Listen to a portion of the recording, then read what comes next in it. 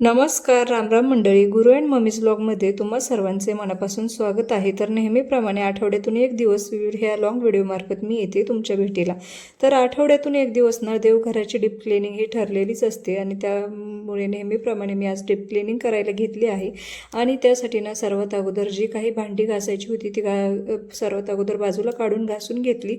आणि आज नेमकी पितांबरी संपली होती, त्यामुळे ही तांबे पितळाची भांडी तशीच घासावी लागली. आणि त्यानंतर सर्व देवघरातला पसारा वगैरे बाजूला काढून घेतला.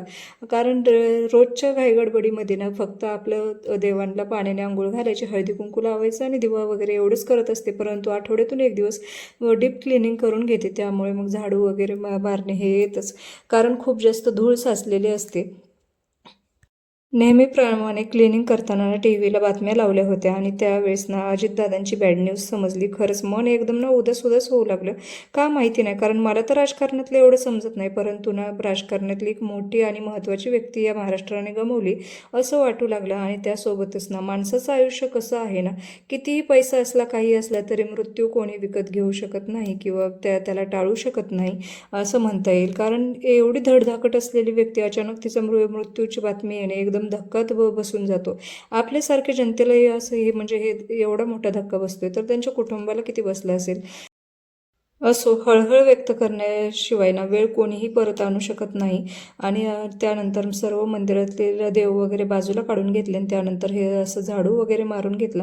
हा झाडू ना मी ना खरं तर लक्ष्मीपूजनच्या टायमिंगला आणला होता, कारण ना दरवेळी लक्ष्मीपूजनला दिवाळीच्या वेळी ना लक्ष्मीपूजनला मी नवीन झाडू आणत असते. परंतु यावेळी ना मागचा झाडू चांगला होता म्हणून म्हटलं चला मोठा झाडू आणून काय करणार, त्यामुळे हा छोटासा ना 20 रुपयाचा झाडू घेऊन आले होते.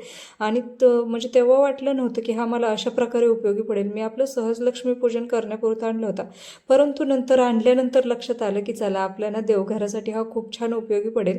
कारण रोज जो आपण घरात झाडू मारतो ना तो देवघरावरती वापरू वाटत नाही, त्यामुळे हा झाडू मला खूप जास्त उपयोगी पडला. आणि त्यानंतर सर्व देव व्यवस्थित मांडून त्यांची व्यवस्थित पूजा केली. मी अगोदर ना देवघरावरती हा दिवा ठेवायचे, परंतु हे ना मार्बलचं असल्यामुळे ना याच्यावरती तेलाचे डाग पडले ना हे पटकन नाही निघतच नाहीत. कितीही घासा त्याला थोडे थोडे तुम्हाला डाग दिसत असतील. त्यामुळे ना त्यानंतर दिवा आता फरशीवरच म्हणजे तिथे प्लेट ठेवून तिथं लावते, कारण त्या दिव्याखाली प्लेट ठेवा काही ठेवा त्याचं तेल तरी देखील त्या मार्बलवरती गळतंच. आणि त्यानंतर अशा प्रकारे डाग पडतात. फरशीवरचे डाग आपण घासून काढू शकतो, परंतु या व्हाईट कलरच्या मार्बलवरचे कितीही घासले ना तरी ते दिसतातच. त्यामुळे तुम्ही देखील अशी चूक करू नका. माझ्याकडून 2-3 डाग पडलेत, आता ते काही केले निघत नाहीयेत. जर तुम्हाला काही आयडिया असेल तर सांगू शकता.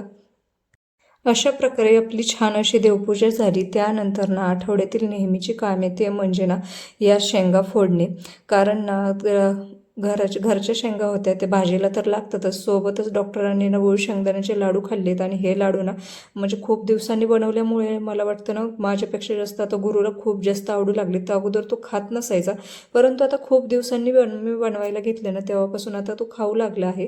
का तो खात नव्हता त्यामुळे बनवण्याचा प्रश्नच नव्हता, परंतु आता तो खातोय म्हटल्यावर स्वतःसाठी नाही परंतु आपल्या बाळासाठी तरी आपण बनवतोच.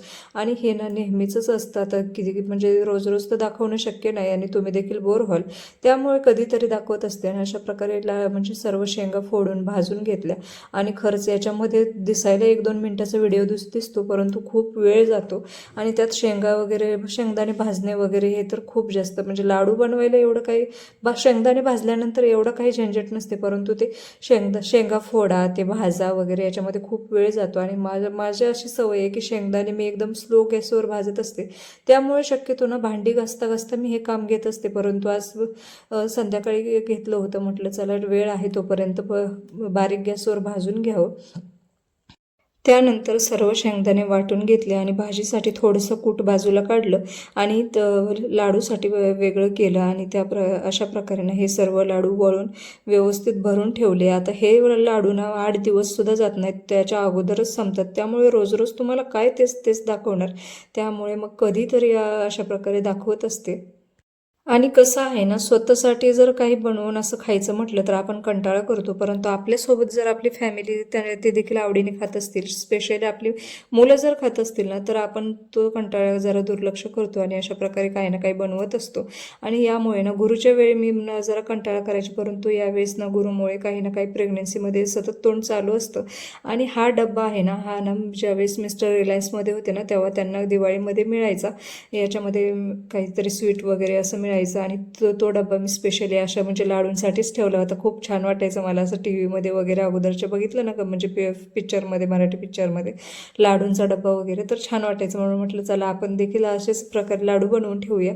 म्हणून आत्ता हा योग आला. आणि त्यानंतर मागच्या आठवड्यात माझा बड्डे होता आणि तो अशा प्रकारे आम्ही दोघांनी मिळून सेलिब्रेट केला. गुरुला ना त्याचा बड्डे कधी येईल याची खूप जास्त घाई झाली आहे, त्यामुळे ना म्हटलं चला त्याला असं म्हटलं तुझाच बड्डे म्हणून अशा प्रकारे त्याला देखील घेऊन केक कट केला. आणि हा टॉप ना मी खूप दिवसा अगोदर ना तुळशीबागेतून आणला होता. तुम्ही जर माझे सुरुवातीचे व्हिडिओ पाहिले असतील तर त्याच्यामध्ये हा दाखवला असेल. आणि त्यावेळेस ठरवलं होतं की कुठेतरी बाहेर फिरायला गेलं ना तेव्हा हा म्हणजे यूज करायला काढूया म्हणून, परंतु तसा काही योग आला नाही. आणि या प्रेग्नन्सीमुळे तो कुठे आता बाहेर जाणं शक्यच नाही, कारण डॉक्टरांनी बेड रेस्ट सांगितली. पूर्ण बेड रेस्ट तर होत नाही, परंतु बाहेर जाणं शक्यतो टाळतच असते. आणि अशा प्रकारे मग म्हटलं चला बड्डेलाच आता यूज करूया. आणि त्यानंतर ना एक दिवशी अशाच प्रकारे खूप जास्त स्वयंपाकाला लेट झाला होता आणि तेव्हा मग पटकन काय होणार म्हणून ना अशा प्रकारे अंड्याची भुर्जी बनवून घेतली, जी की ना मला खूप जास्त आवडते. साधी सिंपल अशी भुर्जी ना खूप छान लागते. तुम्ही जर भुर्जीचं वेगळे काही म्हणजे रेसिपी असेल तुमच्याकडे तर नक्की शेअर करू शकता.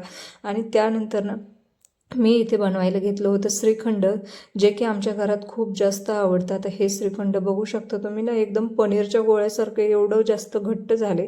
मी म्हणते विकतचं जे श्रीखंड घेतं ना ते एवढं ते घट्ट होत नाही, तेवढं घरचं श्रीखंड होतं आणि एकदम क्वालिटीबाज आहे. घरच्या म्हशीचं म्हणजे घरगुती म्हशीचं दूध आहे, आमचं नाही, परंतु शेजारी मिळतं ते घरगुती आम्ही आणत असतो. आणि त्या म्हशीच्या दुधाचं दही बनवून अशा प्रकारे श्रीखंड बनवून घेतलं आणि त्याच्यामध्ये पिठी साखर आणि इलायची पावडर मिक्स करून ना अशा प्रकारे ते सर्व मिक्स करून घ्यायचं. हे बघू शकता किती जास्त घट्ट झाले ना, चमच्याने सुद्धा खाली पडत नाही आहे, एवढे जास्त घट्ट झालं आहे. आणि म्हणजे विकतचं श्रीखंड जर एवढंच घ्यायचं म्हटलं तर 100-150 रुपयाला हा डब्बा मिळतो.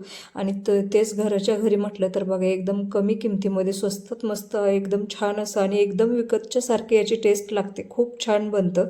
तुम्ही देखील नक्की बनवू शकता.